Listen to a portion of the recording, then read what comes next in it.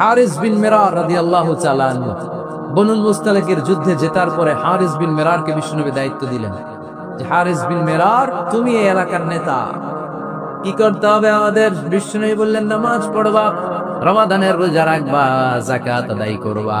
মেরার বলে তাহলে যাকাত নেন। বিশ্বনবী বললেন না, 1 বছর পূর্ণ হওয়ার পরে যাকাত দিতে হয়। যাকাত কয় বছর পর পর? যাকাত প্রতিদিন দেয়া লাগে। হালানুল হাউল, 1 বছর যখন হবে আমি আমার সাহাবী পাঠাবো মদিনা থেকে, তখন দিয়ে দিও। বিশ্বনবী চলে গেলেন। 1 বছর পরে এক সাহাবীকে রেডি করলেন, যাকাতের সম্পদ নিয়ে আসো বনুল মুস্তালিকের পক্ষ থেকে। ওই সাহাবীর নাম হচ্ছে ওয়ালিদ ইবনে উকবা। বিশ্বনবী ডেকে বললেন, ওয়ালিদ যাও, 1 বছর সময় অতিক্রান্ত হয়েছে, বনুল মুস্তালিকের লোকদের যত যাকাতের সম্পদ জমা হয়েছে নিয়ে আসো। সাইয়েদনা ওয়ালিদ ইবনে উকবা যখন সম্পদ আনার জন্য বের হলেন, ওইদিকে বনুল মুস্তালিকের লোকেরা শুনতে পেল বিশ্বনবীর পাঠানো সাহাবী ওনাদের এলাকায় শুভাগমন করবে। ওই সাহাবীকে লাল গাড়িচার সংবর্ধনা দেওয়ার জন্য সেনাবাহিনী সহ পুরো এলাকা থেকে সব সৈন্যবাহিনী সহ তারা মরুভূমির মধ্যে এসে দাঁড়িয়ে রয়েছে। সুবহানাল্লাহ পড়া। নবীর সাহাবীর আগমন হবে, নবীর সাহাবীর শুভাগমন। উনি এসে আমাদের এলাকায় যাকাতের টাকা কালেকশন করে নিয়ে যাবে, ওনাকে সংবর্ধনা দিব, বের হও। তলোয়ার নিয়ে, ঘোড়া নিয়ে, গার্ড দিয়ে আমরা দাঁড়িয়ে থাকি। তো মরুভূমিতে সবাই দাঁড়ায় আছে। আল ওয়ালিদ ইবনে উকবা মদিনা থেকে বিশাল রাস্তা পাড়ি দিয়ে যখন বনুল মুস্তালিকের এলাকার কাছাকাছি দূর থেকে দেখে তলোয়ার নিয়ে লোকজন দাঁড়ায় আছে। কি নিয়ে দাঁড়ায় আছে? উনি ভাবছে আমারে মারার জন্য দাঁড়ায় আছে। উনি মনে মনে ভাবলেন বিশ্বনবী পাঠালেন যাকাত নেয়ার জন্য, যাকাত পরে নিব, আগে জান সামলাই। কারণ এলাকার লোকেরা সব তলোয়ার নিয়ে সেনাবাহিনী সহ দাঁড়ানো। আসলে কথাটা কি ঠিক? মারার জন্য দাঁড়ায় আছে। কি জন্য? সম্মান দেওয়ার জন্য, ওয়েলকামিং রিসেপশন দেওয়ার জন্য। উনি ভাবলেন আমার এক কচু কাটা করবো, এক কাজ করি, ওদিকে না যে অ্যাবাউট টার্ন উল্টা করি। যেই চিন্তা ওই কাজ। সাহাবী আল ওয়ালিদ ইবনে উকবা উল্টা ঘুরে গেলেন, মন্দ ধারণা নিয়ে ফিরে যেয়ে বিশ্বনবীরে বললেন, নবী আপনি আমার মায়ের খাওয়ার জন্য পাঠাইছিলেন, যাকাত আনার জন্য পাঠিয়েছেন, কিন্তু তারা যাকাত তো দিবেই না, আমারে হত্যার জন্য তলোয়ার নিয়ে দাঁড়িয়েছিল গো নবী। কথা কি সত্য? উনি ভুল বুঝতে পারছেন। উনি ভুল বুঝেছেন, না বুঝে ভুল কথায় বিশ্বনবীর কাছে প্রচার করে দিন। আল্লাহর হাবিব সাল্লাল্লাহু আলাইহি ওয়াসাল্লাম সহজ সরল মনা নবী, সাহাবী তো আর মিথ্যা বলবেন না। বিশ্বনবী বিশ্বাস করলেন। বিশ্বাস করে খালিদ ইবনে ওয়ালিদের নেতৃত্বে 1000 সৈন্যের অভিযান পাঠালেন। বললেন যা, যে দেখো ঘটনা কি, ঘটনা সত্য হলে অভিযান চালাও। আল্লাহ বলেন নবী অভিযান পরে চালায়, একটু থামেন। ফাতাবায়ানু ইন জাআকুম ফাসিকুম বিনাবাইন ফাতাবায়ানু। নবী ওয়ালিদ এসে আপনার কাছে দেই তথ্য প্রচার করেছে, তথ্যটা সঠিক নয়, আগে যাচাই করেন, তারপরে অ্যাকশনে যান। ঠিক কি না? আমরা ডাইরেক্ট অ্যাকশন মারি। আমরা কি করি?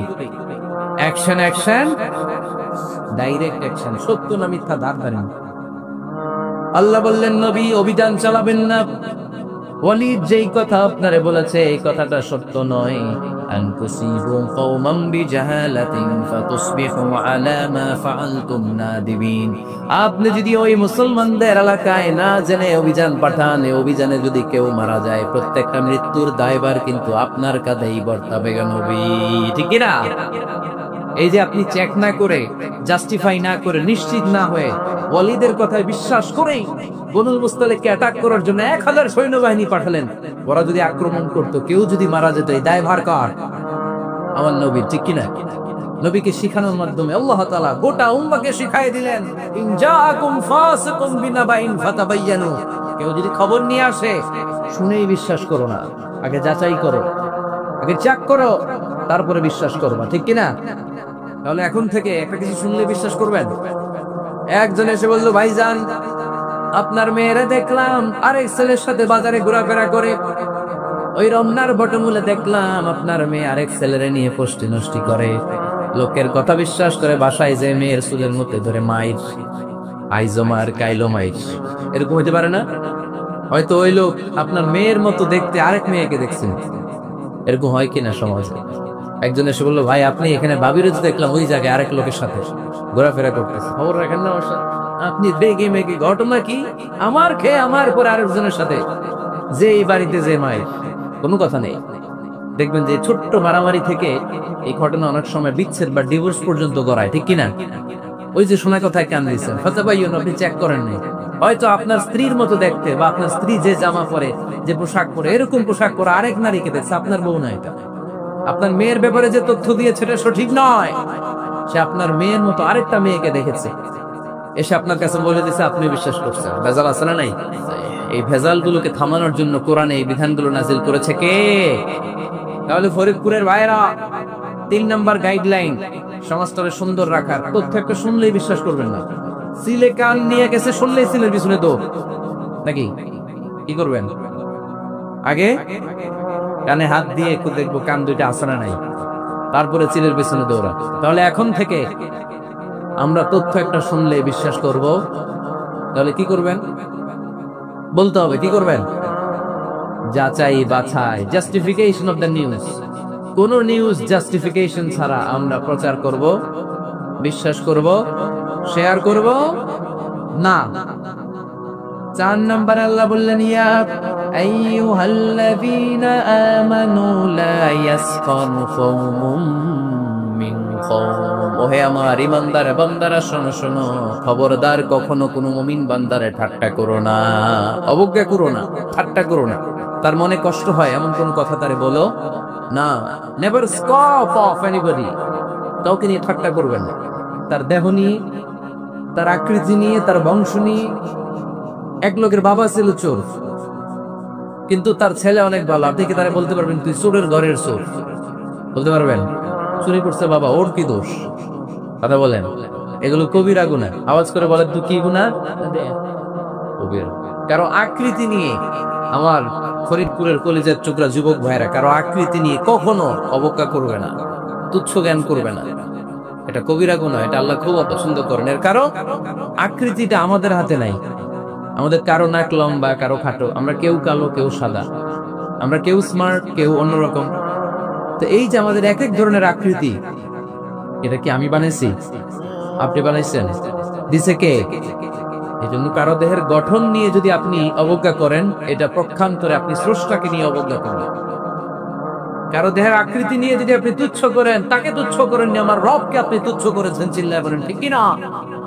খবরদার, তুই কালু, তুই লম্বু, তুই মোটু, তুই কানা, তুই রোহিঙ্গা, আছে না নাই? ইদানিং ইদানিং এটা খুব চলে। এই রোহিঙ্গা নামটা আছে না? ফরিদপুরে এগুলো ঢুকে নাই না? আমাদের ওইদিকে দেখি কি অবস্থা, কারোর সাথে কেউ লাগলে তুই রোহিঙ্গা। কি আশ্চর্য, এই গালি কবে আসলো? হ্যাঁ, অনেক ধরনের গালি। ঢাকায় আর একটা চলে ফইন্নির ভূত, কি বলে? এই এগুলো আগে শুনি নাই আমরা, রিসেন্ট এগুলো বলা শুরু করছে। ফইন্নির ভূত, রোহিঙ্গা না, এগুলো বলে আপনি কাউকে অবজ্ঞা করতে পারবেন? পারবেন না। খবরদার, এটা কবিরা গুনাহ, এটা ছোট গুনাহ মনে করবেন না। কারণ আকৃতি নিয়ে তুচ্ছ করা যায় না, কারণ আকৃতি দান করেছে কে? ওয়াল্লাযী ইউসাউবিরুকুম ফিল আরহামি কাইফা ইয়াশা, লা ইলাহা ইল্লা হুয়াল আজিজুল হাকীম। তিনি এমন সত্তা যিনি তোমাদের চেহারার অবয়ব দিয়েছেন, তোমাদের আকৃতি দান করেছেন তখন যখন তোমরা মায়ের পেটের ভেতরে ছোট্ট জোকের মতো ছিলা। মায়ের পেটের ভেতরে আমরা যখন সবাই এত ছোট্ট, তখনই আমাদের চেহারার আকৃতি দিয়েছে কে? কে সুন্দর হবো, কে ছেলে হবো, কে মেয়ে হবো, কে মোটা হবো, কে চিকন হবো, আমার ইচ্ছা হয়েছে? আওয়াজ করে বলতে হবে, কার ইচ্ছায়? প্রত্যেককে যদি আল্লাহ প্রত্যেকের নিজের চেহারা ডিজাইন করতে দিতেন, আল্লাহ যদি বলতেন তোমার চেহারাটা কেমন হবে তুমি ডিজাইন করো, তাহলে আপনি আপনারা কেমন বানাতেন? হ্যাঁ বলেন, ফরিদপুরের ভাইরা বলেন সুন্দর করে বানাতেন, তাই না? সবচেয়ে স্মার্ট, সবচেয়ে সুন্দর করে আমি আমার চেহারাটা বানাতাম যদি আমাকে ডিজাইন করার সুযোগ দেওয়া হতো। কিন্তু এই সুযোগ তো আল্লাহ দেন নাই। ডিজাইন স্বয়ং করে দিয়েছেন কে? কোন নারীকে যদি আল্লাহ বলতে, এই নারীরা তোমাদের চেহারা কার কেমন লাগবে তোমরা বানাও, প্রত্যেক নারী কি করতো? বিশ্ব সুন্দরী করে নিজেকে বানাতো। খুদ ধরার মতো কোন জায়গা সে নিজের জন্য রাখতো না, ঠিক কিনা? কিন্তু এটা আল্লাহ দেন নাই। এই আকৃতিটা আমাদেরকে সরাসরি দান করেছেন কে? খবরদার, আমাদের অনেকে বিকলাঙ্গ, আমাদের অনেকের হাত ছোট, পা বড়, দেখতে মোটা, কেউ চিকন, কেউ কালো। খবরদার, কারো আকৃতি নিয়ে কখনো কোন অবজ্ঞার সুরে, ঠাট্টার সুরে কোন কথা আমরা বলবো না। রাজি আছেন? সবাই রাজি আছেন? আল্লাহ রাসূল সাল্লাল্লাহু আলাইহি ওয়াসাল্লামের এক সাহাবী ছিল, নাম ইবনে মাসউদ রাদিয়াল্লাহু তাআলা আনহু। উনার পায়ের নলা ছিল খুব চিকন, অস্বাভাবিক চিকন, স্বাভাবিক না। তো উনিও এটা ঢেকে রাখতেন, দেখাতেন না কাউকে। একদিন উনি খেজুর পাড়ার জন্য খেজুর গাছে উঠলেন। খেজুর গাছে ওঠার পরে নিচ থেকে সাহাবারা পায়ের চিকন নলা দেখে ফেলছে। দেখে সবাই হাসি, সবাই হেসে কুটি কুটি। বিশ্বনবী বললেন, হেসো না, খবরদার, আমার ইবনে মাসউদের পায়ের চিকন নলা দেখে হেসো না। আমার ইবনে মাসউদের এই পায়ের চিকন নলা যদি মিজানের পাল্লায় উঠিয়ে দেয়া হয়, কিয়ামতের দিন উহুদ পাহাড়ের চেয়েও ভারী হয়ে যাবে। খবরদার, আমার ইবনে মাসউদকে আমার আল্লাহ অনেক পছন্দ করে, তার পা চিকন দেখে তাকে তুচ্ছ করো না। আল্লাহর হাবিব সাল্লাল্লাহু আলাইহি ওয়াসাল্লামের 11 জন স্ত্রীর মধ্যে থেকে একজন স্ত্রী ছিলেন একজন স্থূল আকৃতির, অবিসিটি ছিল, একটু মোটা। ওনার নাম ছিল সাফিয়া রাদিয়াল্লাহু তাআলা আনহা। তা আম্মা জান আয়েশার সাথে একবার সাফিয়ার ঝগড়া। নবীদের বউদের মাঝে মাঝে মাঝে ঝগড়া হতো, তবে সেটা হতো মধুর ঝগড়া। সুবহানাল্লাহ পড়েন। আম্মা জান আয়েশা রাদিয়াল্লাহু তাআলা আনহার বাসায় একদিন বিশ্বনবী বসা ছিলেন, আর একজন স্ত্রী, বিশ্বনবীর আরেকজন স্ত্রী রান্না করে কিছু খাবার আম্মা জান আয়েশার ঘরে পাঠিয়েছেন। এক দাসী দিয়ে বলল, যাও এটা আয়েশার ঘরে দিয়ে আসো, কারণ নবী আয়েশার ঘরে। আম্মা জান আয়েশা রাদিয়াল্লাহু তাআলা আনহা বললেন, এগুলো কি? দাসী বলে, তরকারি। কে দিয়েছে? অমুক স্ত্রী। কেন দিয়েছে? আমি কি রান্না করতে পারি না? তোমরা রান্না তোমরা খাও। এই কথা বলে পাতিল সহ উড়ায় মারছে চেহারা নিয়ে। এর কারণ ওনারা মানুষ ছিলেন, মানবীয় ব্যাপারগুলো ওনাদের মধ্যেও কাজ করত। আবার এক স্ত্রী ঝোল দিয়ে রান্না করে কিছু খাবার নিয়ে এসেছে। আম্মা জান আয়েশা রেগে মেগে ওই ঝোল নিয়ে ওই স্ত্রীর গালের মধ্যে মেখে দিয়েছে। বিশ্বনবীর আরেক বউয়ের গালের মধ্যে ওই ঝোল লাগাই দিচ্ছে। এবার ওই স্ত্রী বিশ্বনবীর কাছে যেয়ে বলে, ইয়া রাসূলুল্লাহ, দেখেন আয়েশারে আপনি বেশি আদর করেন তো, দেখেন কি করে আমাদের সাথে। এই যে আমাদের গালের মধ্যে ঝোল মাখাইয়া করে মেকআপ বানাইছে। বিশ্বনবী সাল্লাল্লাহু আলাইহি ওয়াসাল্লাম বললেন, তাই আয়েশাকে ডাকো। আম্মা জান আয়েশা রাদিয়াল্লাহু তাআলা আনহা আসলে আল্লাহ রাসূল সাল্লাল্লাহু আলাইহি ওয়াসাল্লাম বললেন, তুমি কি আমার এই স্ত্রীর সাথে এমন আচরণ করেছো? আম্মা জান আয়েশা বললেন, করেছি। কেন? আম্মা জান আয়েশা বললেন, তখন মেজাজটা গরম ছিল, এখন বুঝতে পারতেছে আসলে এই কাজটা করা ঠিক হয় না। এবার বিশ্বনবী বিচার করবে। বিশ্বনবী বললেন, আল কিসাস, যেমন করা হয়েছে বিচার হবে তেমন। তোমার গালে যেমনি ঝোল লাগাই দিছে, তুমি একটু ঝোল নিয়ে আয়েশার গালে লাগাই দাও। সুবহানাল্লাহ পড়বেন না? ওই স্ত্রীও কিছু ঝোল নিয়ে আম্মা জান আয়েশার গালে লাগাই দিল। এখন দুজনে হাসতেছেন, বিশ্বনবীও হাসলেন, আরশের উপর থেকে খুশি হয়ে গেলেন। কে? তো স্ত্রীদের মধ্যে মাঝে মাঝে এটা ঘটতো। সাফিয়া রাদিয়াল্লাহু তাআলা আনহা ছিলেন একটু মোটা। আম্মা জান আয়েশা বললেন, ইয়া রাসূলুল্লাহ, দেখেন আপনার মুটি বউ, আপনার মুটকি বউ, এই মুটি বউ বলে একদিন একটা গালির মতো দিয়ে গেছে। আল্লাহ রাসূল সাল্লাল্লাহু আলাইহি ওয়াসাল্লাম রেগে গেলেন, বললেন, আয়েশা এটা কেমন কথা তুমি বললা মুটি? আমার সাফিয়ারে তুমি মুটি বলে গালে দিলা রে আয়েশা। ইয়া আয়েশা লাকাদ কুলতিলা কালিমা লাউ মুসিজাত বিমাইল বাহরি লামাজাজাতু। এমন একটা মন্তব্য তুমি সাফিয়ার ব্যাপারে করে ফেলেছো রে আয়েশা, এই কথাটা যদি সাগরের নীল পানির মধ্যে ছেড়ে দেয়া হয়, এই কথার পঙ্কিলতার কারণে, এই কথার কর্দমাক্ততার কারণে, এই কথার পঙ্কিলতার কারণে সাগরের সব পানিগুলো মুহূর্তের মধ্যে কালো হয়ে যাবে। এই কথাটা সাগরে ফেলে দিলে সাগরের নীল পানি পুরোটা কালো হয়ে যাবে। আয়েশা, খবরদার, তুচ্ছ করে অবজ্ঞা করে কখনো কিছু বলা যাবে না। এই জিহ্বাটা এটা ভয়ঙ্কর একটা অঙ্গ। বেশিরভাগ পাপ এই জিহ্বা দিয়ে হয়। কি দিয়ে হয়? এজন্য সাহাবারা জিহ্বা ধরে মাঝে মাঝে জিহ্বার মধ্যে ব্যাত মারতেন আর বলতেন, জিহ্বা তোর জন্য আমি আটকে যাবো কেন? আমলিক আলাইকা লিসানাক, নিজের জিহ্বার মালিক নিজে হও। আপনার জিহ্বার মালিক যেন শয়তান না হয়ে যায়। জিহ্বা আপনার, শয়তানের ভাষা আপনি কথা বলেন কেন? খবরদার, প্রতিটা কমেন্ট, প্রতিটা কথা, প্রতিটা মন্তব্য, এগুলোর ব্যাপারে কিয়ামতের দিন পাই টু পাই করে আপনার কাছে আল্লাহ সুপ্রিম কোর্টের কাঠগড়ায় দাঁড় করিয়ে আপনারা জিজ্ঞেস করবে, কে? এজন্য বিশ্বনবী বলছেন, মাইয়াদ মাল্লি মা বাইনা লিহিয়াইহি ওয়া মা বাইনা রিজলাইহি আদমান লাহুল জান্নাহ। আমার কোন উম্মত যদি দুইটা অঙ্গের গ্যারান্টি আমারে দেয়, আমি আমার উম্মতকে জান্নাতের গ্যারান্টি দেব। দুইটা অঙ্গের, একটা হলো জিহ্বা আর একটা লজ্জাস্থান।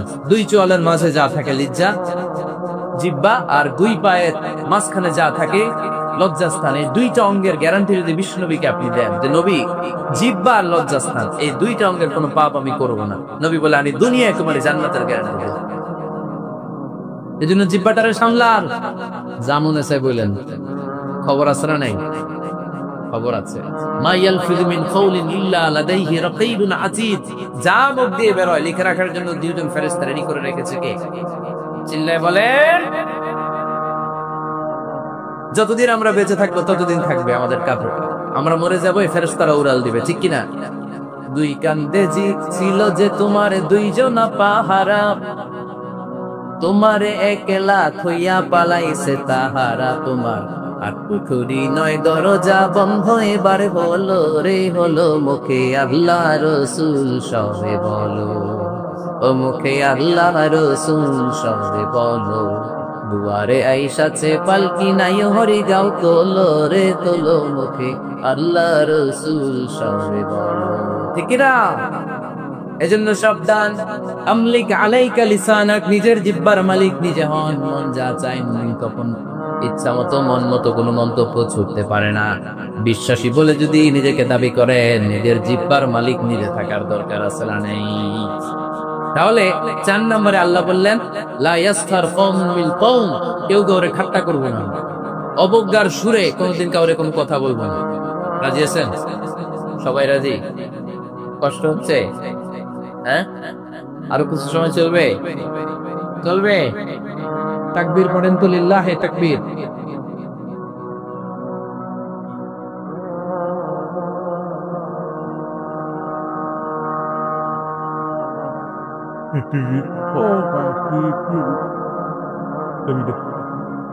আপনি গরমটা বেগে ব্যস্ত না বলার আগে সেটা বলো কি গরমটা ভেতরে আছে। মাশাআল্লাহ, সবাই আওয়াজ করি মাশাআল্লাহ। আমরা বিশৃঙ্খলা করব না, একসাথে বিদায় নিব। আরো অনেক সময় আছে আমার হাতে, আমরা একসাথে কথা শুনে বিদায় নিব। রাজি আছেন তো? বিশৃঙ্খলা করে মাঝখান থেকে উঠবেন কে? দেখি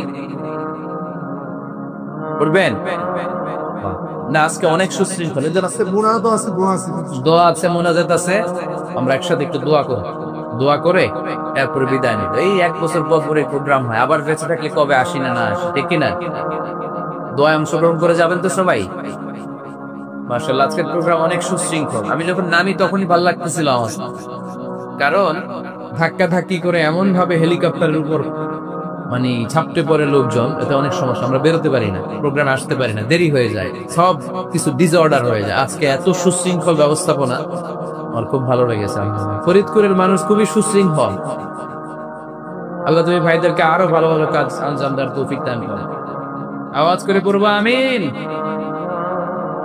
এরপরে 5 নম্বরে আল্লাহ বললেন ওয়ালা তালমিযু আনফুসাকুম, খবরদার তোমরা অন্যের দোষ খুঁজো না। দোষ খুঁজবা নিজেদের, কিন্তু সমাজে আমরা অন্যের দোষ খুঁজি কি খুঁজি না। 5 নাম্বার ওয়ালা তালমিযু আনফুসাকুম, নেভার ডিসফেম ইচ আদার, একে অপরের দোষ খুঁজো না। আমাদের সমাজে কিছু লোক আছে নিজের দোষ দেখে না, খালি অন্যের দোষ দেখে। আছে না নাই? চায়ের দোকানে বসে বসে দেখবেন, বলবে এই বাড়িতে এই সমস্যা, ওই বাড়িতে ওই সমস্যা, ওই বাড়িতে মারামারি, ওই বাড়িতে কাটাকাটি। তোর বাড়িতে কি সমস্যা ওইটা বল, তোমার বাড়িতে কি সমস্যা ওইটা বলো মিয়া। আছে না এরকম? এই হুজুর ভালো না, এই সমস্যা, ওই হুজুরও ভালো না, এই হুজুরও খারাপ, এই হুজুরের এই সমস্যা। তুমি হুজুরের কি সমস্যা? তুমি হুজুরের কি সমস্যা আগে জাতির কাছে ওইটা বলো। আগে নিজে ভালো হও, নিজে ভালো তো জগৎ ভালো। খবরদার অন্যের দোষ খুঁজবেন, এটা খুব বাজে একটা স্বভাব। খালি অন্যের দোষ খুঁজ, যে নিজে নিজের দোষ খুঁজতে পারে, যে নিজে নিজের সমালোচনা করতে পারে, সে সবচেয়ে বুদ্ধিমান। কারণ অন্য কি করছে এই ব্যাপারে আপনাকে ধরবে আল্লাহ। কথা বলেন না কেন? আল্লাহ আপনাকে ধরবে, আপনার কি সমস্যা, আপনি কি করলেন, শুধু ওই ব্যাপারেই আপনি জিজ্ঞাসিত হবে। এজন্য আল্লাহ বললেন তাদের উপর আমার লানত, তাদের উপর ধ্বংস, যারা প্রকাশ্যে অপ্রকাশ্যে অন্যদের দোষ খুঁজে বেড়ায়, দোষ বলে বেড়ায়। এরকম আছে না নাই?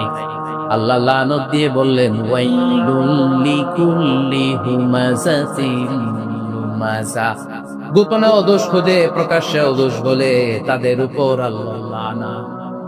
হুমাযাতিন লুমাযা, এই লুমাযা শব্দ থেকে আল্লাহ এনেছেন ওয়ালা তালমিযু আনফুসাকুম, একে অপরের দোষ খুঁজো না, নিজের দোষ খুঁজো, সেই সবচেয়ে বুদ্ধিমান।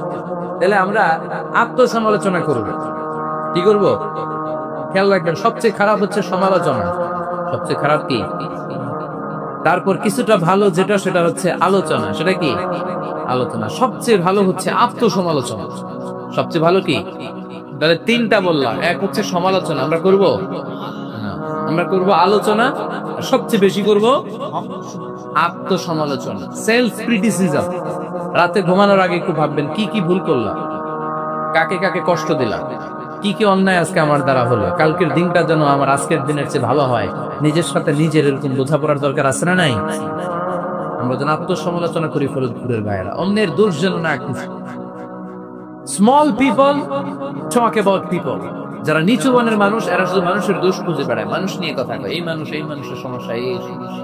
Average people talk about things and story and the incidents. যারা মাঝারি মনের মানুষ, তারা বিভিন্ন ঘটনা নিয়ে কথা বলে, বিভিন্ন বিষয় নিয়ে কথা বলে। আর গ্রেট পিপল, তারা মহামানুষ, they talk about ideas. তারা নতুন নতুন আইডিয়া নিয়ে কথা বলে। এই আইডিয়া সমাজে অ্যাপ্লাই করলে, ইমপ্লিমেন্ট করলে সমাজটা বদলে যাবে। এই আইডিয়া এখানে সেট করলে এখানে কল্যাণ হবে। বড় মনের মানুষরা আইডিয়া নিয়ে কথা। এখন the decision is yours, সিদ্ধান্ত আপনার। আপনি ছোট মনের মানুষ হবেন না বড় মনের মানুষ হবেন। অন্যরে নিয়ে আমার কোনো টেনশনের দরকার নেই। আমি জান্নাতি না জাহান্নামী, এই টেনশনে তো ঘুমাসে না আমার কি অবস্থা হবে আমি জানি না। আমি আরেকজনের দোষ করি, আমি আরেকজনের বদনাম বলি, আমি আরেকজনের পিছু লেগে থাকি। খবরদার, বিশ্বাসী বলে যারা দাবি করে তারা কখনো অন্যের পিছু লাগতে পারে। খেয়াল রাখবেন, কেউ যদি পিছু লাগে তাকে আজীবন পিছুই থাকবে। পিছু লাগা মানে কি? ও সামনে না আমি সামনে, কথা বোঝে নাই বোধ হয়। কেউ যদি আমার পিছু লাগে, ও সামনে না আমি সামনে, আমি সামনেই থাকবো, ও পিছনেই থাকবে। কথা বুঝতে পেরেছেন? খবরদার, পিছু লাগবো না কারো। কারো পিছু লাগলে আমি পিছনে পড়ে যাবো। কারো দোষ খুঁজবো না, নিজের দোষ খুঁজবো। আমার কি সমস্যা, আমার কি ইমপ্রুভ করা দরকার, আমার কি ডেভেলপ করা দরকার, আমি নিজেকে কিভাবে সাজাতে পারি, এই নিয়ে থাকলে আমার টেনশন। আল্লাহর দেয়া আমাদের জন্য সবচেয়ে বড় উপহার হচ্ছে সময়। আল্লাহ আপনার এত কিছু দিয়েছে, এর মধ্যে সবচেয়ে দামি কোন জিনিসটা দিয়েছে জানেন? সময়। কি দিয়েছেন? আমাদের জীবনের সবচেয়ে দামি জিনিসটা, এই সময়টা আমরা অন্যের পিছনে লাগাই। অন্যের দোষ খুঁজতে খুঁজতে অন্যের এই সময়টা দিয়ে দিই, নিজের সময় নিজের কাজে লাগাতে পারি না, তাই না? এই জন্য আমরা যেন অন্যের দোষ না খুঁজি, নিজের দোষ খুঁজি। ওয়ালা তালমিজু আনফুসাকুম, একে অপরের দোষ খুঁজো না। আদেশটা কার? আওয়াজ করে বলতে হবে, আদেশটা কার? এরপরে রব্বুল আলামিন বললেন, ওয়ালা তানাবাজু বিল আলকাব, খবরদার খবরদার, কাউরে মন্দ নামে ডেকো না। প্রত্যেককে যে নামে ডাকলে সে খুশি হয়, তাকে ওই নামে ডাকো। কোনো মন্দ নামে কখনো কাউরে ডাকা যাবে না। মন্দ নামে ডাকা যাবে? সম্মানিত ভাইরা, কাউরে মন্দ নামে ডাকবেন, তার যেই নাম ওই নামে ডাকবেন। যে নামে সে নিজেকে ডাকলে পছন্দ করে, তাকে ওই নামে ডাকবে। মন্দ নামে কাউরে ডাকা যাবে না। এটা কবিরা গুনাহ। এটা কি গুনাহ? কবিরা গুনাহ। কারণ প্রত্যেকের নামটা প্রত্যেকের কাছে খুব প্রিয়, খুব আপন, খুব যত্নের, তাই না? ভাই, আপনার নাম কি? উজ্জ্বল হোসেন। উজ্জ্বল নামে আরো মানুষ এই গ্রামে আছে না নাই? আপনার কাছে মনে হতে পারে উজ্জ্বল নামটা তো খুব স্বাভাবিক একটা নাম। উজ্জ্বল, কত উজ্জ্বল আছে এলাকায়। আপনার কাছে এরকমই লাগে, কত উজ্জ্বল, কিন্তু ওনার কাছে উজ্জ্বল নামটা এরকম। ওনার কাছে উজ্জ্বল নামটা স্পেশাল। উজ্জ্বল নামটা কি? স্পেশাল। কারণ এই নামে তাকে সবাই ডাকে। এই নামটা তার কাছে খুব আদরের, খুব যত্নের। আপনার নাম কি? সুলাইমান ফারুকি। আপনার কাছে মনে হতে পারে, আরে কত সুলাইমান তো জীবনে দেখছি, কত সুলাইমান আছে বাংলাদেশে, 10,000 সুলাইমান আছে না নাই? আপনার কাছে এরকম মনে হয়, কিন্তু ভাইজানের কাছে কি এরকম মনে হয়? ভাইজানের কাছে সুলাইমানটা খুব দরদের, খুব প্রিয়, খুব আদরের। কারণ এই নামে ভাইজানকে সবাই চিনে, ঠিক কিনা? আমার নাম মিজান। আপনার কাছে মনে হতে পারে, আরে এই নামের কত লোক আছে বাংলাদেশ, আছে না? আমার কাছে এই নামটা খুব দরদের। কারণ আমার মিজান বললে আমি বলি কি, আরেকজনে ডাকলে আমি তাকাই, ঠিক কিনা? ভাবছি আমারে ডাকছে না, কারণ এই নামটার প্রতি আমার একটা দুর্বলতা কাজ করে। এটা আমার পরিচয় বহন করে প্রত্যেকের কাছে। প্রত্যেকের নামটাই আমার। এজন্য কারো নাম যখন নিবেন সুন্দরভাবে নিল। প্রত্যেকে প্রত্যেকের নামকে পছন্দ করে। তার প্রমাণ, কেউ কাগজ কলম পাইলেই দেখবেন নিজের নাম লেখে, সিগনেচার মারে, আছে না নাই? বিশেষ করে সাগরে ঘুরতে গেলে বালুর মধ্যে প্রত্যেকে প্রত্যেকের নাম লেখে দিবেন। দেখছেন? কক্সবাজারে ঘুরতে গেছেন কারা কারা দেখি? ওরে, ফরিদপুরের লোক ঘুরতে যায় তো দেখি অনেক। আচ্ছা, দেখবেন আমি অনেককে দেখেছি সাগর পাড়ে বালুর তীরে বালু পেলেই প্রত্যেকে নিজের নামটা লেখে, লেখে আবার লাভ চিহ্ন দেয় না, বড় করে একটা কি দেয়, লাভ মানে কি, তার মানে আমার নামটারে আমি ভালোবাসি। প্রত্যেকে প্রত্যেকের নামটারে বড্ড ভালোবাসি। এজন্য কখনো এই রোহিঙ্গা পৈনির্ভূত এগুলো বলবে না। আর যার যেই নাম, ওই নামটা সুন্দর করে রাখবেন। আল্লাহ বললেন ওয়ালা তানাবাদু বিল আলকাব, মন্দ নামে কখনো কাউকে ডেকো না, সুন্দর নামে ডাকো। নামের বিকৃতি কবিরা গুনাহ, আমরা আমাদের দেশে এটা করি। কত সুন্দর নাম বাবা মা রেখেছে, আবু বকর, ওরে ডাকে বকইরা, এটাকে বাবা মা রেখেছে আব্দুল ওয়াক্কাস, ওরে ডাকে হ্যাঁ আকাইচা। এটা হইলো? এগুলো করবেন? আল্লাহর নামের সাথে মিলে কি সুন্দর নাম আব্দুল কুদ্দুস, ওরে কি ডাকে? হ্যাঁ, আজকে থেকে আর ডাকবেন? ডাকবেন আর? তাহলে প্রত্যেককে আমরা প্রত্যেকের সুন্দর নামে ডাকতে রাজি আছি না নাই? এরপরে আল্লাহ 8 নম্বরে বললেন ইয়া আইয়ুহাল্লাযীনা আমানু জতানিবু কাসীরাম মিনাল-যান ইন্না বা'দাদ-যান্নি, খবরদার আন্দাজ অনুমান করে কথা বলো না। ইজতানিবু কাসীরাম মিনাদ-যান, অতিরিক্ত আন্দাজ আর অনুমান নির্ভর কথা থেকে বেঁচে থাকো। আদেশটা কার? আন্দাজে কোনো কথা আমরা বলবো, অনুমান নির্ভর কথা বলবো না।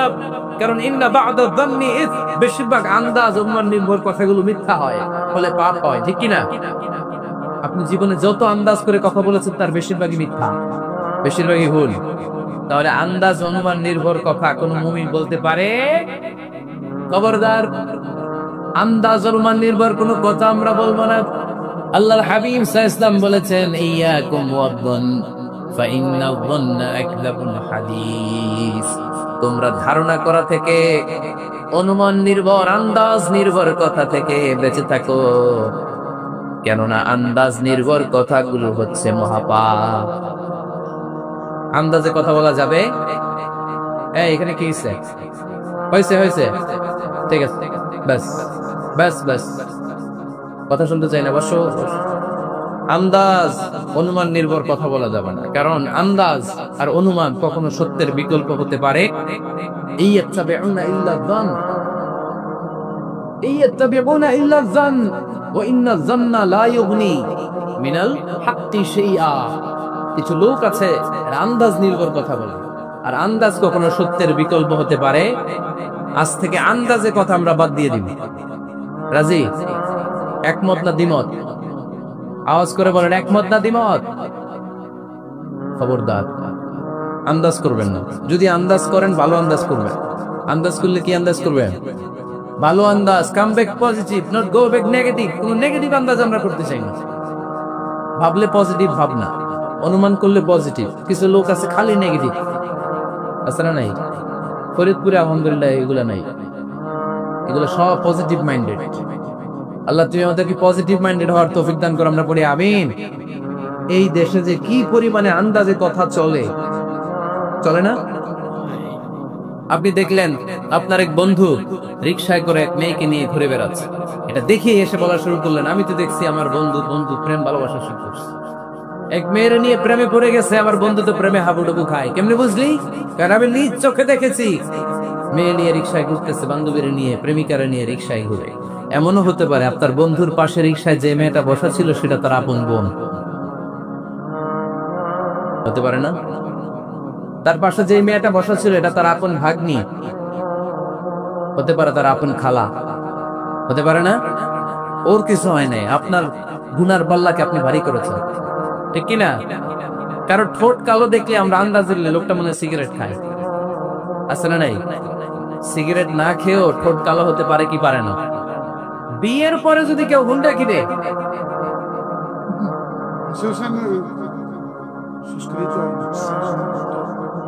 বিয়ের পরে যদি হুন্ডা কিনে, কিসের হুন্ডা? দেখছেন আন্দাজে মেরে দিছে যত। তো ও যখন হুন্ডা পাইছে বা কিনছে, থেকে আনছে, কত টাকা খরচ করে কিনলো, কেমনে আনলো, কিস্তিতে আনলো না সরাসরি আনলো, মাথার গাম পায়ে ফেনে আনলো না বন্দুকটা চালাচ্ছে, জানেন আপনি? এগুলো ধারণা করেন কেন আন্দাজে? আমাদের সোশ্যাল ম্যানার অনেকের জানা নেই। সোশ্যাল ম্যানার, কোথায় কি করতে হয়, কিভাবে কি করতে হয়, আমরা এগুলো জানি না। মানুষের সামনে কিভাবে কথা বলতে হয়, ভাই আসলে এটাকে ঢেকে রাখতে হয়, কারো মুখের সামনে হাঁচি দেওয়া যায় না, মানুষের সামনে নাক খুঁচানো যায় না, এরকম অনেক সোশ্যাল ম্যানার আছে, আমরা জানি না, আমরা খেয়ালও করি না। আল্লাহ হাবিব সাল্লাল্লাহু আলাইহি ওয়াসাল্লাম ধরে ধরে এই উম্মাহকে সোশ্যাল ম্যানার শিখিয়েছেন, এমনকি ছোট্টদেরকে। আল্লাহর হাবিব সাল্লাল্লাহু আলাইহি ওয়াসাল্লামের কোলে এক ছোট্ট শিশু বসা। আল্লাহর হাবিব সাল্লাল্লাহু আলাইহি ওয়াসাল্লাম দাওয়াত খেতে গেলেন, এক ছোট্ট সাহাবী শিশু এসে আল্লাহ রাসূল সাল্লাল্লাহু আলাইহি ওয়াসাল্লামের কোলে বসলো। খাবার দেয়া হলে ছোট্ট মানুষ বা হাত দিয়ে খাবার এটা ধরে ওইটা ধরে ওইটা ধরে, আসলে না এরকম বাচ্চারা দেখবেন খেতে পারবে এতটুকু, নষ্ট করে এতগুলো, এইটা ধরে ওইটা নেয় ওইটা ফাঁকে। তো আল্লাহ রাসূল সাল্লাল্লাহু আলাইহি ওয়াসাল্লামের কোলে বসে ওই সাহাবা বা হাত দিয়ে এটা টানে ওইটা টানে এটা ফালায়। আল্লাহ রাসূল সাল্লাল্লাহু আলাইহি ওয়াসাল্লাম বললেন, ইয়া গোলাম, এই পিচ্চি, এই বাচ্চা, সাম্মিল্লাহ, তুমি যে হাত দিয়ে খাবার টানতেছো বিসমিল্লাহ বলছো, আগে বিসমিল্লাহ বলো। কুল বিয়ামিনিক, ডান হাতে খাও, বিসমিল্লাহ বলো। কুল বিয়ামিনিক, ডান হাতে খাও। ওয়া কুল মিম্মা ইয়ালিক, তোমার সামনে যেটা আছে ওইটা খাও। এরকম টানা হিচড়ে করো। ওই সাহাবী বলেন, এই যে তিনটা কথা, তিনটা গাইডলাইন আল্লাহর হাবিব সাল্লাল্লাহু আলাইহি ওয়াসাল্লাম খাওয়ার আগে আমাকে দিয়েছিলেন, আমি মরার আগ পর্যন্ত এই গাইডলাইনের বাইরে কোনোদিন খাই নাই। সবসময় এভাবে তো বাচ্চাদেরকে শিখাবে যে বিসমিল্লাহ বলো, ডান হাতে খাও, সামনে যেটা আছে ওইটা খাও। একবার আল্লাহ রাসূল সাল্লাল্লাহু আলাইহি ওয়াসাল্লামের প্রিয় দৌহিত্র মানে নাতি হাসান রাদিয়াল্লাহু তাআলা আনহু, আল্লাহ রাসূল সাল্লাল্লাহু আলাইহি ওয়াসাল্লাম খুব ভালোবাসতেন হাসান রাদিয়াল্লাহু তাআলা আনহুকে এবং হুসাইন রাদিয়াল্লাহু তাআলা আনহু, এই দুইজনকে। ওনারা দুই ভাই আল্লাহ রাসূল সাল্লাল্লাহু আলাইহি ওয়াসাল্লামের পিঠে উঠে আল্লাহ রাসূল সাল্লাল্লাহু আলাইহি ওয়াসাল্লামের ঘোড়া বানিয়ে খেলতো। সুবহানাল্লাহ বলবেন না? ঘোড়া হতো আল্লাহ রাসূল, ঘোড়া হতো কে? আর ঘোড় সাওয়ার হতেন হাসান আর হুসাইন। আল্লাহ রাসূল সাল্লাল্লাহু আলাইহি ওয়াসাল্লাম বাবরি চুল রাখতেন, লম্বা চুল, ঘোড়ার ধারে যেমনি রশি থাকে, হাসান হোসেন রাসূল সাল্লাল্লাহু আলাইহি ওয়াসাল্লামের চুলগুলোরে ধরে টেনে টেনে এরকম ঘোড়া ঘোড়া ফেলতেন। সুবহানাল্লাহ বললেন না?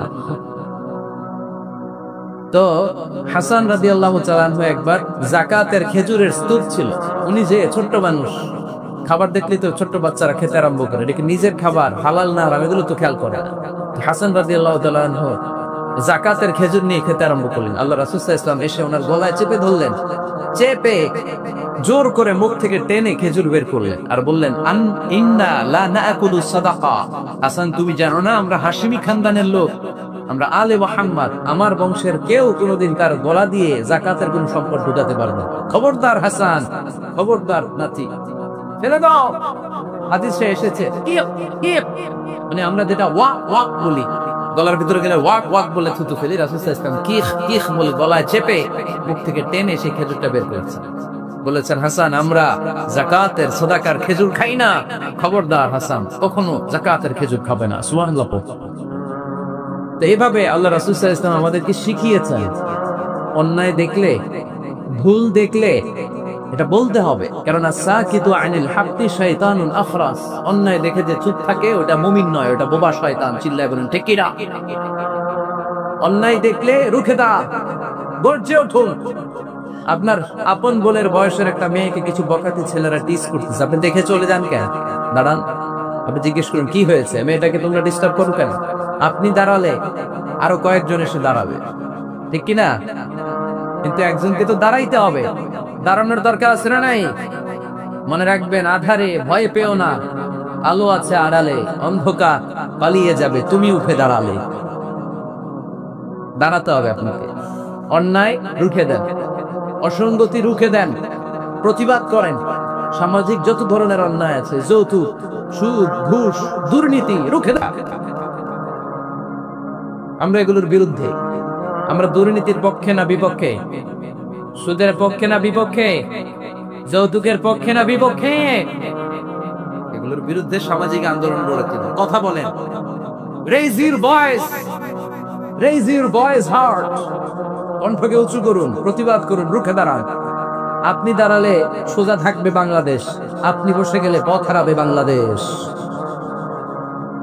এজন্য সামাজিক অন্যায়কে রুখে দিতে হবে।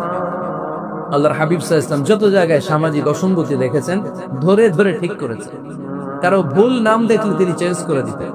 মক্কা থেকে মদিনায় যখন আল্লাহ রাসূল সাল্লাল্লাহু আলাইহি ওয়াসাল্লাম গেলেন, মদিনার আগের নাম ছিল ইয়াসরিব। মদিনার আগের নাম কি ছিল? ইয়াসরিব। ইয়াসরিব শব্দের অর্থ to take revenge from someone, প্রতিশোধ নেয়া। আল্লাহর হাবিব সাল্লাল্লাহু আলাইহি ওয়াসাল্লাম বললেন, আমি রাহমাতুল লিল আলামিন, আমি দয়ার নবী, মায়ার নবী, আর আমি যেই শহরে আসবে এই শহরের নাম প্রতিশোধের শহর। নেভার, কখনো হতে পারে না। আজকে থেকে এই শহরের নাম তওবা কিংবা তাইবা, মানে পবিত্র নগরী, মদিনাতুন নবী, নবীর শহর। আল্লাহ রাসূল সাল্লাল্লাহু আলাইহি ওয়াসাল্লাম ইয়াসরিব থেকে ওই শহরের নাম ওই দিনই মদিনা শহর বানায় দিলেন। এক সাহাবীকে জিজ্ঞেস করলেন, মাসমুদ নাম কি? বলে, আমার নাম হচ্ছে হাজান। হাজান মানে দুশ্চিন্তা, অ্যাংজাইটি, মানে যে সব সময় টেনশন করে। আল্লাহ রাসূল সাল্লাল্লাহু আলাইহি ওয়াসাল্লাম বলেন, এটা একটা নাম বলনি? টেনশন কি কারো নাম হয়? রাসূল সাল্লাল্লাহু আলাইহি ওয়াসাল্লাম বললেন, শোনো, তোমাকে একটা পরামর্শ দেই, টেনশন নাম বাদ দাও, তুমি হাজান নাম কেটে সাহাল নাম রাখো, সাহাল। এখন হাজান বলে, আমি ছোট্টবেলা থেকে সবাই আমাকে চিনে হাজান নামে, এখন আমার নাম যে সাহাল, এটা আবার ঘোষণা দিতে হবে, দরকার নেই, আমার হাজান আছে, এটাই ভালো, টেনশন সমস্যা নেই। ও এবার বাড়িতে চলে যাওয়ার পরে আল্লাহ সব টেনশন ওর মাথার উপরে চাপাইছে। ওর এই বিপদ, ওর ব্যবসায় মন্দা, ওর পেটে ব্যথা, ওর জ্বর, ওর অসুস্থতা, ওর ঘরে শান্তি নেই, একটার পর একটা টেনশন আরো বেড়ে গেছে। সবাই বলে, হাজান, ওই যে রাসূল সাল্লাল্লাহু আলাইহি ওয়াসাল্লাম সুন্দর নাম দিয়েছিল, ওইটা নেও না, এই জন্য টেনশন বাড়ছে। যাও, রাসূল সাল্লাল্লাহু আলাইহি ওয়াসাল্লামের কাছে ক্ষমা চেয়ে নাম ফেরত করে নিয়ে আস। হাজান এবার যে বলে, ইয়া রাসূলুল্লাহ, আমার হাজান নামের দরকার নাই, আপনি যেটা সাহাল দিয়েছিলেন ওইটাই ভালো। সাহাল শব্দের অর্থ সহজ। সাহাল মানে কি? ওই সাহাল রাদিয়াল্লাহু তাআলা আনহু বলে, আমি রাসূল সাল্লাল্লাহু আলাইহি ওয়াসাল্লামের কাছে ক্ষমা চেয়ে ওনার দেয়া নাম নিয়ে আসলাম, সাহাল। তারপর থেকে সবাই আমাকে ডাকে সাহাল। সাহাল মানে সহজ। আর ওই দিন থেকে মরার আগ পর্যন্ত আমার জীবনে আর কোনো টেনশন আসে নাই, সব কাজরে আল্লাহ সাহাল অর্থাৎ সহজ করে দিয়েছেন। পড়েন সুবহানাল্লাহ। এজন্য উঠে দাঁড়াতে হবে, রুখে দিতে হবে সব অন্যায়। রাজি আছেন তো? যে সূরা থেকে কথা শুনবো এটাকে বলে সামাজিক রীতিনীতির সূরা। আমাদেরকে আল্লাহ তাআলা সোশ্যাল এন্ড মোরাল কিছু গাইডলাইন দিয়েছেন, 10টা গাইডলাইন আল্লাহ তাআলা আমাদের জন্য এখানে ডেডিকেট করেছেন। এবং আমরা দেখব যে এই সমস্যাগুলোর কারণে আমাদের সমাজে আজকে অশান্তি। কি করে একটা সমাজের শান্তি, শৃঙ্খলা, ভারসাম্য ক্ষুণ্ণ রাখা যায়, এ ব্যাপারে চমৎকার কিছু গাইডলাইন আল্লাহ এই সূরায় দিয়েছেন। আমি বলতে প্রস্তুত, আপনারা কি শুনতে প্রস্তুত? শেখার জন্য, নিজেকে পরিবর্তনের জন্য, সমাজটাকে পাল্টে দেওয়ার জন্য শুনতে হবে, নাকি শুধু স্লোগান দেওয়ার জন্য আসছেন? স্লোগান লাগবে কার কার দেখি? স্লোগান লাগলে বইলেন, আলোচনা আপনার কাছে স্লোগানও দিব, এটারও দরকার আছে, ঠিক কিনা? কিন্তু জীবন পাল্টানোর ওয়াজ হওয়া দরকার, যেটা আমাকে পরিবর্তন করে, আমার হৃদয় ছুঁয়ে যায়, আমার ফ্যামিলিকে পরিবর্তন করে দেয়, পরিবর্তনের ছোঁয়া যেন দেখা যায়, চাক্ষুষ। এরকম কথাবার্তা দরকার আছে না নাই? আমি কানে হাত দিয়ে চোখের পানি ছেড়ে জাহান্নামের ওয়াজ করলাম, আপনারাও কাঁদলেন। এরপর আমি জান্নাতের ওয়াজ করলাম, আপনারাও হাসলেন।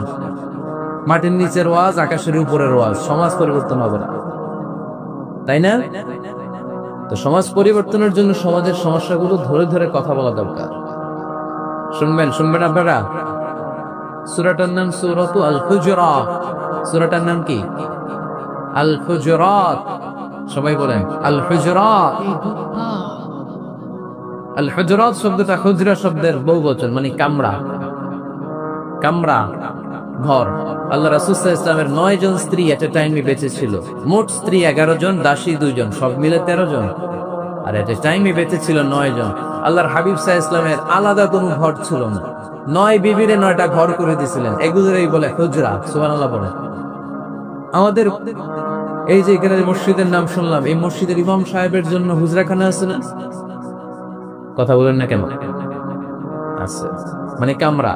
তাহলে রাসূল সাল্লাল্লাহু আলাইহি ওয়াসাল্লাম 9 স্ত্রীর জন্য 9টা কামরা করে দিয়েছিলেন। তো উনি যখন ওখানে থাকতেন, মাঝে মাঝে দূর থেকে কিছু বেদুইন লোকেরা আসতো, যাদের মধ্যে সভ্যতা ভব্যতা আসে নাই। এরা এসে আল্লাহ রাসূল সাল্লাল্লাহু আলাইহি ওয়াসাল্লামকে ডাকা শুরু করতো। আমরা আমাদেরকে যেমনে ডাকি, আপনার নাম যদি হয় আব্দুল্লাহ, আমি আপনার বন্ধু হলে আপনারা ডাকবো, ওই আব্দুল্লাহ এদিকে, এভাবে ডাকবো না? বন্ধু তো, তুই আমার বন্ধু আব্দুল্লাহ, এদিকে।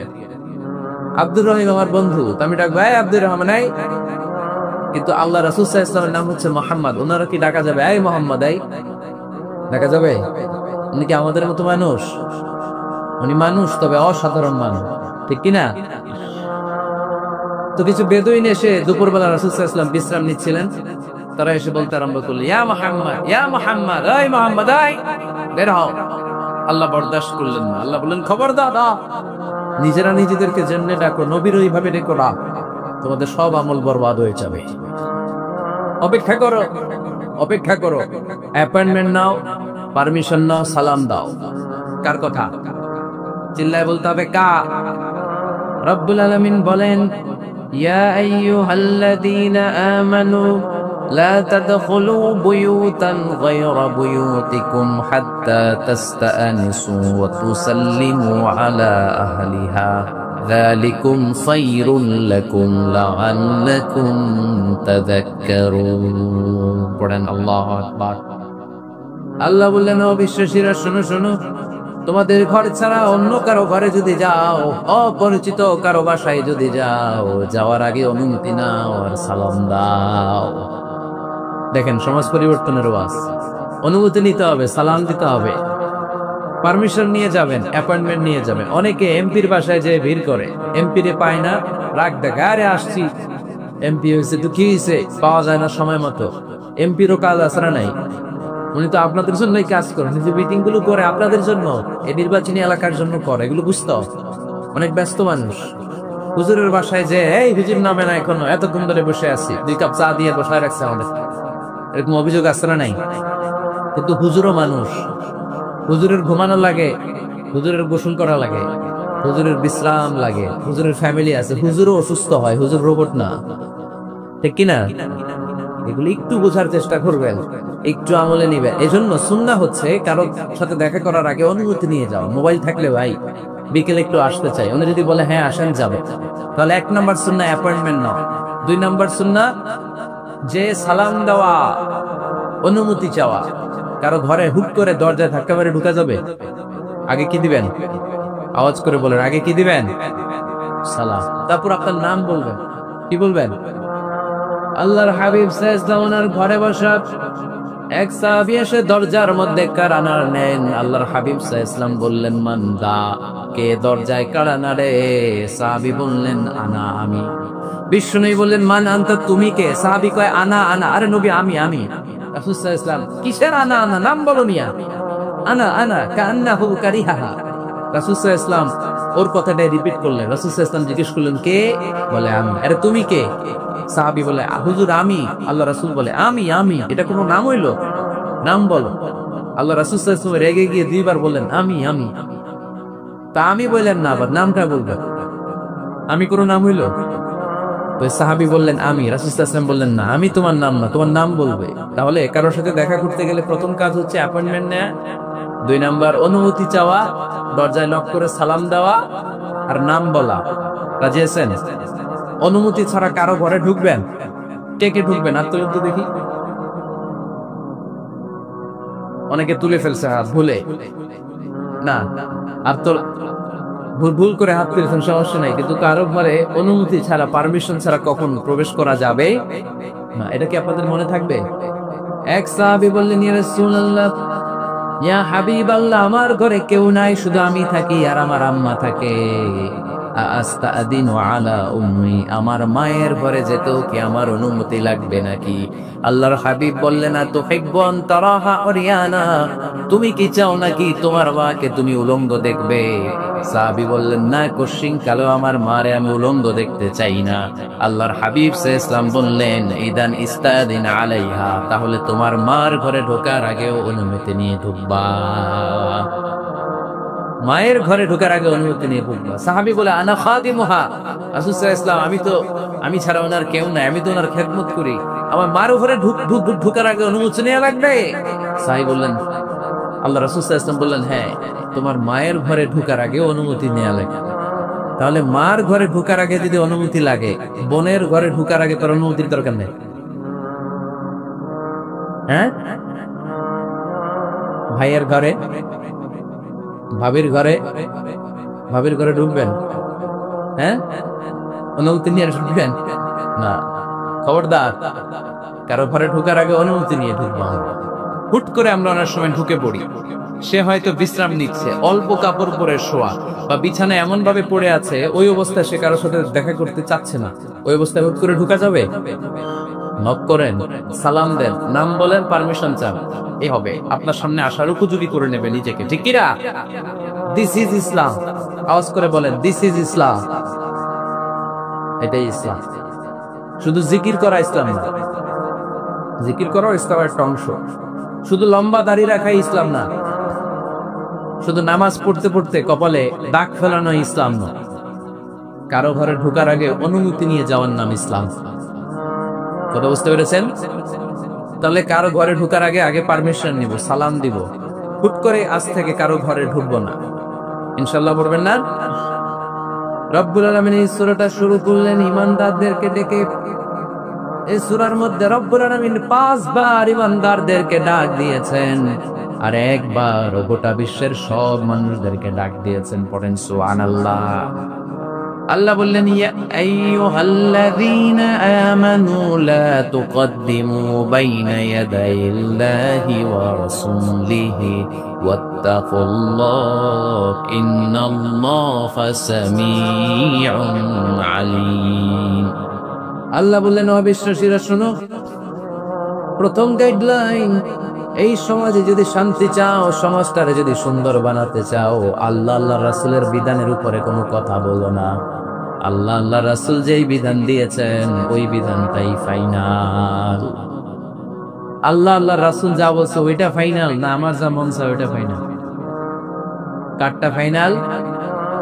আল্লাহ আল্লাহ রাসূল একটা ফাইনাল। কোন বিশ্বাসী নারী, কোন বিশ্বাসী পুরুষ আল্লাহ আল্লাহর বিধান চলে আসার পরে মন গড়া কোনো কাজ করতে পারে নাকি? মুমিন নারী পুরুষ সব সময় ওই বিধান পালন করে যেই বিধানটা আমাদের জন্য ফরজ করেছে কে? আল্লাহ আল্লাহ রাসূল যা বলেছে এটাই ফাইনাল। খবরদার আল্লাহ এবং আল্লাহ রাসূলের দেয়া কোনো বিধানকে টপকে যেও না। Don't try to be over smart, বেশি স্মার্ট হতে যেও না। যতটুকু ইসলাম দিয়েছে ওইটার মধ্যেই থাকো। ইসলামের চেয়ে বেশি স্মার্ট কোনো কিছু হতে পারে? ইসলামের চাইতে কোনো কিছু বেশি মডার্ন হতে পারে? আল্লাহর দেয়া, আল্লাহ রাসূলের দেয়া কোনো আইনের চেয়ে কোনো স্মার্ট আইন পৃথিবীবাসী বানাতে পারে? এজন্য আল্লাহ বললেন, ওয়ামা কানা লিমুমিনিন ওয়ালা মুমিনাতিন ইযা কাদাল্লাহু ওয়া রাসূলুহু আমরান আন ইয়াকুনা লাহুমুল খিয়ারাতু মিন আমরিহিম। আল্লাহ আল্লাহ রাসূলের বিধান যখন জানা হয়ে যায়, কোন মুমিন বান্দা বান্দি তাদের আর নিজেদের পক্ষ থেকে কোনো অপশন থাকে না, কোনো চয়েস নেই। আমার আল্লাহ বলেছে 5 ওয়াক্ত নামাজ জামাতের সাথে পড়ো, এর উপর আমাদের কোনো কথা আছে নাকি? আল্লাহ নারীদেরকে বললেন হিজাব পরে রাস্তায় বের হও, এর উপরে কোনো কথা আছে নাকি? আল্লাহ বললেন সমাজের ফিনান্সিয়াল ট্রানজাকশন গুলো ব্যবসার মাধ্যমে হবে, কোনো সুদের কারবার চলবে না, এর উপরে মুমিনদের কোনো কথা আছে নাকি? আল্লাহ আল্লাহ রাসূল যেটা বলেছে ওইটাই ফাইনাল, ওইটাই সবচেয়ে শ্রেষ্ঠ। খেয়াল রাখবেন, এর চেয়ে বেশি শ্রেষ্ঠ হতে পারে? এক সাহাবী বললেন, আমি সারা রাত তাহাজ্জুদ পড়ব, ঘুমাবো না। এক সাহাবী বলল, আমি আর স্ত্রীদের কাছে যাব না। আরেক সাহাবী বলল, সারা বছর আমি রোজা রাখবো, আমি কোনোদিন রোজা ভাঙবো না। আল্লাহ রাসূল সাল্লাল্লাহু আলাইহি ওয়াসাল্লাম রেগে গেলেন, কারণ আল্লাহ রাসূল সাল্লাল্লাহু আলাইহি ওয়াসাল্লাম কি এগুলো শিখাইছেন আমাদেরকে? সারা রাত তাহাজ্জুদ এগুলো শিখাইছে? সারা বছর রোজা শিখাইছে? স্ত্রীদের থেকে আলাদা দূরে দূরে থাকা এগুলো শিখাইছে? রাসূল সাল্লাল্লাহু আলাইহি ওয়াসাল্লাম রেগে গেলেন। দেখেন what a check and balance, Islam কতটা ভারসাম্যপূর্ণ জীবন ব্যবস্থা। আল্লাহ রাসূল সাল্লাল্লাহু আলাইহি ওয়াসাল্লাম ডেকে বলেন, কার এত সাহস যে বলেছে সারা রাত তাহাজ্জুদ পড়বে? কই, আমি নবী তো সারা রাত তাহাজ্জুদ করি না, আমি নবী তো তাহাজ্জুদ পড়ি আবার ঘুমাই, তো আমি ঘুমাইয়া আল্লাহর এত বড় প্রিয় বান্দা হতে পারি, তোমার সমস্যা কোথায়? আমি নবী হয়ে 11 জন স্ত্রীর সাথে মেলামেশা করতে পারি, তোমার মিশতে সমস্যা কোথায়? আমি নবী রোজা রাখি, আবার মাঝে মাঝে রোজা রাখি না, দিনের বেলা খাই, এভাবে মানতে তোমার সমস্যা কোথায়? ইন্নী লা আখশাকুম লিল্লাহি ওয়া আতকাকুম লাহু। আমি নবী সবার চাইতে বেশি আল্লাহরে চিনি, আমার নবীর চাইতে আল্লাহরে বেশি কেউ চিনে? আরে নবী তো আমাদেরকে আল্লাহকে চিনিয়ে দিয়েছে, চিল্লায় বলেন ঠিক কি? আমার নবীর চাইতে কেউ বেশি বুজুর্গ হতে পারবে না, আমার রাসূলের চাইতে কেউ বেশি আল্লাহ আল্লাহ হতে পারবে? তার মানে রাসূল যতটুকু শিখিয়েছে অতটুকুই শ্রেষ্ঠ। এটা টপকিয়ে, এটার উপর দিয়ে অ্যাডভান্স হয়ে সামনে যাওয়া যাবে? বেশি বোঝা যাবে না। খবরদার, রাসূল যেটা শিখিয়েছেন অতটুকুর মধ্যে থাকতে হবে, তাহলে কল্যাণ আর বরকত দিবে কে? মাগরিবের ফরজ নামাজ কয় রাকাত? কয় রাকাত? ফরিদপুরের কেউ যদি বলে আমি অনেক বড় আল্লাহর ওলি, আমি 5 রাকাত পড়ব, সব বেশির জন্য, হ্যাঁ কি কয় হবে না? 5 রাকাত তো, সেজদা কয়েকটা বেশি আছে এর মধ্যে, রুকু কয়েকটা বেশি, কষ্টও বেশি, হবে? কথা কয় না, হবে?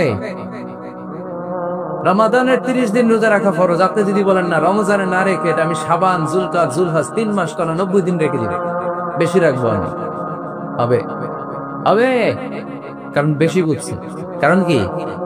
আল্লাহ রাসূলের চাইতে বেশি বোঝা যাবে, আল্লাহ রাসূলের চাইতে বেশি বুজুর্গ সাজা যাবে। খবরদার, নেভার বি অ্যাডভান্সড ফর আল্লাহ এন্ড হিজ রাসূল। আল্লাহ এবং আল্লাহ রাসূলের চাইতে আমরা অ্যাডভান্স হব না। আল্লাহ আল্লাহ রাসূল যা দিয়েছেন ওইটাই ফাইনাল। ওইটা কি ফাইনাল? আওয়াজ করে বলেন ওইটা কি? তাহলে সামাজিক সুখ সম্প্রীতির প্রধান মাধ্যম হচ্ছে আল্লাহ আল্লাহ রাসূল যা বলেছে এটাই আমরা মানব। এর উপর আমরা কোনো কথা বলতে চাই? এরপর আল্লাহ ইমানদারদেরকে আবার ডাক দিলেন, বললেন ইয়া আইয়ুহাল্লাযীনা আমানু লা তারফাউ আসওয়াতাকুম ফাওকা সাওতিন নবী। ও বিশ্বাসীরা খবরদার, আমার নবীর কণ্ঠের চাইতে তোমাদের কণ্ঠ বড় করো না। ঘোষণাটা কার? কারণ সাহাবারা আল্লাহ রাসূল সাল্লাল্লাহু আলাইহি ওয়াসাল্লামের চারদিকে ঘিরে বসে থাকে। এজন্য সাহাবাদেরকে উদ্দেশ্য করে আল্লাহ বললেন, আমার নবীর গলার সাউন্ড যতটুকু তোমাদের সাউন্ড থাকবে অতটুকু বা অতটুকুর চেয়ে কম, এর চেয়ে বড় হওয়া যাবে তাহলে বেয়াদবি হয়ে যাবে। তাহলে কি হয়ে যাবে? বনু তামিম গোত্রের নেতা কে হবে? আল্লাহর হাবিব সাল্লাল্লাহু আলাইহি ওয়াসাল্লাম পরামর্শ করছিলেন। আবু বকর রাদিয়াল্লাহু তাআলা আনহু বললেন, আমার মনে হয় এই লোকটা হইলে ভালো হয়। ওমর ফারুক বলে, না উনি না, আমার মতে এই লোকটা হইলে ভালো। সাইয়েদনা আবু বকর বললেন, আরে না ওমর, তুমি বুঝো না, আমি যার কথা বলেছি সে হলে সবচেয়ে ভালো, তার মধ্যে নেতৃত্বের এই গুণ আছে। সাইয়েদনা ওমর ফারুক বলেন, না আপনি বোঝেন না, আপনার আমি ভালো বুঝছি, আমি যারে বলেছি সেই হবে নেতা। তর্ক আছে না নাই? এই তর্ক, কথার নাম কথা, কথার পিঠে কথা করতে করতে করতে করতে ওনাদের মধ্যে একটা ঝগড়ার একটা ভাব। বিশ্বনবী বসা, এই ঝগড়া করতে করতে সাউন্ড বড় হয়ে গেছে, এই উনি হবে, এনে বলে না উনি হবে। বিষ্ণুবীর কণ্ঠের চাইতে কণ্ঠ উঁচু হয়ে গেল, আরশের উপর থেকে একটা ধনুক দিলেন কে? আল্লাহ বলেন, খবরদার লা তারফাউ আসওয়াতাকুম ফাওকা সাওতিন নবী, নবীর কণ্ঠের চাইতে কণ্ঠ উঁচু করো না। ওয়ালা তাজহারু লাহু বিল কওলি কাজহারি বা'দিকুম লিবা'দ আন তাহবাতা আমালুকুম ওয়া আনতুম লা তাশউরুন। নবীর কণ্ঠের চাইতে তোমাদের কণ্ঠ যদি উঁচু হয়ে যায়, তোমাদের সব নেক আমলগুলো আমি আল্লাহ বাতিল করে দেব। ধমকটা ছোট না বড়? ছোট না বড়? মনোযোগ আছে আপনাদের?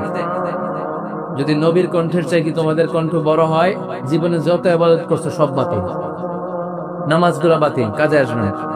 হজ করছো বাতিল, রোজা রেখেছো বাতিল, সব বাতিল। বেয়াদবি করেছো নবীর সাথে, চিল্লায় বলেন ঠিক কিনা? নবীর কণ্ঠের চাইতে নিচু হতে হবে তোমার। এই আয়াত আসার পরে সাহাবারা তো এমন ভয় পেলেন, এবার নবীর কাছেই কেউ আসে না। সুবহানাল্লাহ বলবেন না? ভয়ে আসে না, ভয়ে না জানি আমার কণ্ঠ আবার নবীর কণ্ঠের চাইতে উঁচু হয়ে যায়। ওমর ফারুক রাদিয়াল্লাহু তাআলা আনহু ডানে ঘুরে বায়ে ঘুরে কাছে আসে না। আবু বকর রাদিয়াল্লাহু তাআলা আনহু ডানে ঘুরে বায়ে ঘুরে কাছে আসে না।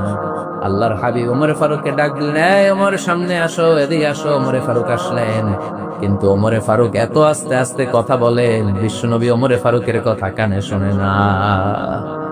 সুবহানাল্লাহ নাই? এত আস্তে আস্তে ওমর ফারুক কথা বলেন, বিশ্বনবী শুনতে পান না। ওমর কি বললা, একটু জোরে বলো না। ওমর ফারুক একটু জোরে বললেন, তাও শুনেন না। বিশ্বনবী বলেন, আরেকটু সাউন্ড বড় করে বলো, আমি তো শুনি না, জোরে বলো। ভয়, কারণ কণ্ঠ যদি উঁচু হয়ে যায় আমার নবীর কণ্ঠের চাইতে, জীবনের সব ইবাদত শেষ। এজন্য কথা কওয়ার দরকার নেই, ইবাদত গুলো ঠিকঠাক আওয়াজ করে পড়তে হবে, আল্লাহু আকবার। তাহলে 2 নাম্বার গাইডলাইন, লা তারফাউ আসওয়াতাকুম ফাওকা সাওতিন নবী, নবীর কণ্ঠের চাইতে কণ্ঠ উঁচু করো না। আপনারা হজ উমরা করেছেন কে কে দেখি? মাশাআল্লাহ, হাত নামান। যারা আমরা করি নাই, আমরা আল্লাহর কাছে কামনা করি, আল্লাহ আমাদেরকেও তুমি যাওয়ার তৌফিক দাও। আমরাও যেন নবীর কবরের সামনে দাঁড়িয়ে নবীর সালাম করতে পারি, তৌফিক দাও। আমরাও যেন রাওদাতুম মিন রিয়াদিল জান্নাহ ঢুকে 2 রাকাত নামাজ পড়তে পারি, তৌফিক দাও। তোমার ঘরটা যেন তাওয়াফ করতে পারি, তৌফিক দাও। মক্কা মদিনার ঐতিহাসিক জায়গাগুলো যেন দেখে হৃদয়টাকে ঠান্ডা করতে পারি, আল্লাহ তৌফিক দাও। তো যারা গিয়েছেন তারা জানেন, মসজিদে নববীতে নামাজের পরে আপনারা যখন পূর্ব দিকে, প্রথম কাতারের পূর্ব দিকে সবাই লাইন ধরে যেতে যেতে প্রথমে বাম দিকে পড়ে রাওদাতুম মিন রিয়াদিল জান্নাহ, জান্নাতের বাগান সমূহ থেকে একটা বাগান। পুরো মসজিদে নববীর কার্পেটের এক কালা, ওই রাউদাতুম মিন রিয়াদিল জান্নার কার্পেটের আরেক কালার। আল্লাহ রাসূল সাল্লাল্লাহু আলাইহি ওয়াসাল্লামের ঘর আর মিম্বার এতটুকু জায়গাকে অন্য কালারের কার্পেট দেয়া হয়েছে। এটা দুনিয়ার বুকে জান্নাতের টুকরার মধ্যে থেকে একটা টুকরা। কোন সুবহানাল্লাহ। হাজিরা খুব ভিড় করে এখানে নামাজ পড়ার জন্য। এটা বাম দিকে পাবে। এরপরে যেতে যেতে কিছু দূর যাওয়ার পরেই বাঁ দিকে পাবে বিশ্বনবী সাল্লাল্লাহু আলাইহি ওয়াসাল্লামের কবর, আল কবর আশ শরীফ। আমার নবী এখানে শুয়ে আছে। যেই নবীর কথা আজীবন ওয়াজে শুনলেন, যেই নবীরে নামাজের তাশাহুদে বসে সালাতু সালাম করে শোনান, যে নবীর জন্য দেহের তাজা রক্ত আমরা বিলিয়ে দিতে রাজি, ওই নবীর কবরের সামনে যে যখন দাঁড়াবেন আর ভাববেন আমার আর নবীর থেকে ব্যবধান 5-6 হাত, এখানে আমার নবী শুয়ে আছে, এখানে আমি, আপনি কি ধৈর্য ধারণ করতে পারবেন? কথা বলেন, নিজেকে সামনে রাখতে পারবেন? আমার নবীর কোন উম্মত প্রথম যখন উমরা করতে যায়, হজ করতে যায়, নবীর কবরের সামনে দাঁড়িয়ে নিজেকে সামনে রাখতে পারে না। চিৎকার দিয়ে কান্না আসে, চোখ দিয়ে ধা ধা করে অশ্রু ঝরে। যে নবীর ভালোবাসা আমার হৃদয়ের মধ্যখানে, আমার নবী নাকি শোয়া আছে এই জায়গায়, এই জায়গায় আমার নবী শোয়া। সহ্য হয় না, বুক ফেটে চিৎকার আসে, কিন্তু চিৎকার দেয়া যায় না। কারণ যে আয়াতের তাফসীর আপনাদেরকে শোনাচ্ছি, এই আয়াতটা বিষ্ণুবীর কবরের উপরে লেখা। লা তারফাউ আসওয়াতাকুম ফাওকা সাউতিন নবী। তুমি নবীর দরবারে এসেছো, এখানে বড় গলায় আওয়াজ করে কোনো কথা বলা যাবে না। চিল্লায় বলেন ঠিক কি না? এই আয়াতটা আজও লেখা নবীর কবরের উপর। লা তারফাউ আসওয়াতাকুম ফাওকা সাউতিন নবী। তো নবীর দরবার, এখানে চিৎকার চেঁচামেচি করে দুরূদ পড়া যাবে, লাফালাফি করা যাবে না। ভদ্রভাবে আন্তরিকতার সাথে বিনয়ের সাথে নবীরে সালাম দিতে হবে। সুবহানাল্লাহ পড়ো। আল্লাহ রাসূল সাল্লাল্লাহু আলাইহি ওয়াসাল্লাম আমাদের থেকে বিদায় নিলেন, কিন্তু এই আয়াতের হুকুম আজও আছে না নাই? অনুরূপ ভাবে যারা আমাদের উস্তাদ, মা বাবা, আধ্যাত্মিক নেতা, ধর্মীয় গুরু, ইসলামী আন্দোলনের নেতা, তাদের সামনেও উচ্চবাচ্য করে আওয়াজ করা যাবে, তাদের সাথে ভদ্র ভাষায় কথা বলার দরকার আছে না নাই? তাহলে দুইটা গাইডলাইন আমরা পেলাম। প্রথম গাইডলাইন হচ্ছে আল্লাহ রাসূল যা বলেছে এটাই ফাইনাল। এটাই কি? কথা বোঝা নাই? আল্লাহ রাসূল যা দিয়েছে সেটা কি ফাইনাল। আর 2 নাম্বার হচ্ছে নবীর কণ্ঠের চাইতে কণ্ঠ উঁচু করা যাবে। যাও। 3 নাম্বার আল্লাহ মুমিনদেরকে আবার ডাক দিলেন, বললেন ইয়া আইয়ুহাল্লাযীনা আমানু ইন জাআকুম ফাসিকুম বিনাবাইন ফাতাবায়ানু। কেউ যদি তোমাদের কাছে কোনো সংবাদ নিয়ে আসে, সংবাদটা বিশ্বাস করার আগে যাচাই করে নাও। আদেশটা কার? জোরে বলেন। আমরা কিছু শুনলেই বিশ্বাস করি, এরকম আছে না নাই? যা শুনে তাই বিশ্বাস করে, এরকম করা যাবে? তো কি করবেন তাইলে? হ্যাঁ, কি করতে হবে? ঠিক না বেঠিক? হ্যাঁ, ঘটনাটা ঠিক না বেঠিক, এটা আমাদেরকে যাচাই করতে হবে। You have to justify the news. You have to verify the record. Whatever you found in social media or Facebook, don't share. Think twice before you share, man. Share করার আগে 2 বার ভাববেন যে শেয়ার করবো কি করবো। একটা কিছু পাইলেই শেয়ার মাইরা দেয়। শেয়ার দিচ্ছে শেয়ার, তার বন্ধু দেয় শেয়ার, পুরা ফেসবুকের মধ্যে মারামারি আছে না নাই? আসলে এরকম কিছু ঘটেই নাই, আছে না নাই? খবরদার, আমরা খুব খুব বেশি পছন্দ করি রুমর, গুজব ছড়ানোর জন্য। বাংলাদেশের পৃথিবীতে 1 নাম্বার। আমাদের চেয়ে কেউ বেশি গুজব ছড়াতে পারে। কিছুদিন আগে এরকম হইলো না যে লবণের দাম বেড়ে গেছে? হ্যাঁ, ফরিদপুরে এগুলো হয় নাই তো না? এই বাজারেও লবণ ছিল না তখন? কয় বস্তা? একজন 2 বস্তা করে। আপনি কয় বস্তা নিয়েছেন? নেন নাই? তো এই যে দেখেন গুজবের কারণে আসলে লবণ পর্যাপ্ত। আর আমাদের দেশে লবণ থাকবে না, লবণ থাকবে কই? তো লবণের দেশের মানুষ, ঠিক কিনা? পর্যাপ্ত পরিমাণ লবণ আছে। আমাদের যে লবণ মজুদ আছে, আমাদের দেশের চাহিদা মিটিয়ে পাশে ইন্ডিয়াতে বা মিয়ানমারও কিছু সাপ্লাই করা সম্ভব, এত লবণ আছে। আলহামদুলিল্লাহ পড়েন। তো এই যে লোকজন বেশি দাম দিয়ে লবণ কেন কিনলো? গুজব। আমরা কি গুজব মানব? গুজব এটারে আজকে আমরা নো বলে দিব। নো। কি বলবেন? তো আস্তে। গুজবকে আমরা কি বলবো? নো।